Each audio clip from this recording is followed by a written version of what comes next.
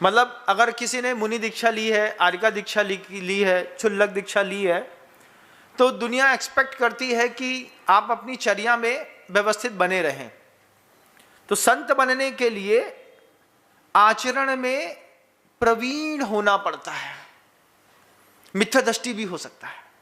महाराज जी तुरंत कहते हैं, हम देख रहे थे कि महाराज जी कह रहे हैं हमसे कि संत बनने में आचरण में प्रवीण होना पड़ता है, और वह प्रवीणता एक मिथ्या दृष्टि के अंदर भी आ सकती है, आती है।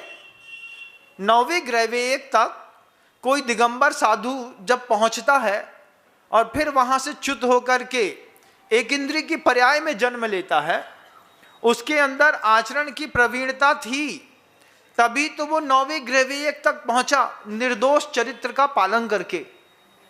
लेकिन अंदर मिथ्या दर्शन था। चर्या आचरण के मामले में एक नंबर है, तो संत तो आप बन सकते हैं, लेकिन पूज्य बनना, संत बनने में अंतर है। फिर मैंने पलट करके गुरुदेव से पूछा, महाराज जी पूज्य कैसे बनते हैं? तब समय सागर जी महाराज जी चुटकी लेते हुए हमसे कहते हैं, हम जानते थे तुम हमसे ये पूछोगे। हमने कहा महाराज जी अब आपने जब बता ही दिया है कि आचरण करने से संत बनते हैं, तो पूज्य कैसे बनते हैं? तो महाराज जी कहते हैं आराधना करने से। फिर हमने पूछा कि आचरण में और आराधना करने में क्या अंतर है? तो महाराज जी कहते हैं आचरण चरित्र से हो सकता है, आराधना श्रद्धा से हुआ करती है। समझते हैं गंभीरता को? आप मान लीजिए मैं मुनि हूं, तो मेरा काम है, मैं एक समय भोजन करता हूं, मैं एक समय मुझे आहार करना होता है, मेरे केशलोच करना होता है, मुझे पैदल चलना होता है, ये मेरा आचरण है। लेकिन मेरी श्रद्धा में क्या है? क्या श्रद्धा भी ये बात कहती है, जब तीव्र प्यास की वेदना सता रही हो, जब ठंडी गर्मी बरसात में प्रतिकूलताएं हो रही हो, उस समय श्रद्धा क्या कहती है? तो जो श्रद्धा में प्रवीण होता है और गहरा उतरा होता है, उसकी जगत में पूजा होती है। महाराज जी ने कह दिया। फिर हम उनकी तरफ मुस्कुरा करके देख रहे थे, चूंकि वो हमसे दीक्षा में 40 साल बड़े। जब मैं पैदा हुआ था तब उनकी मुनि दीक्षा हो चुकी थी।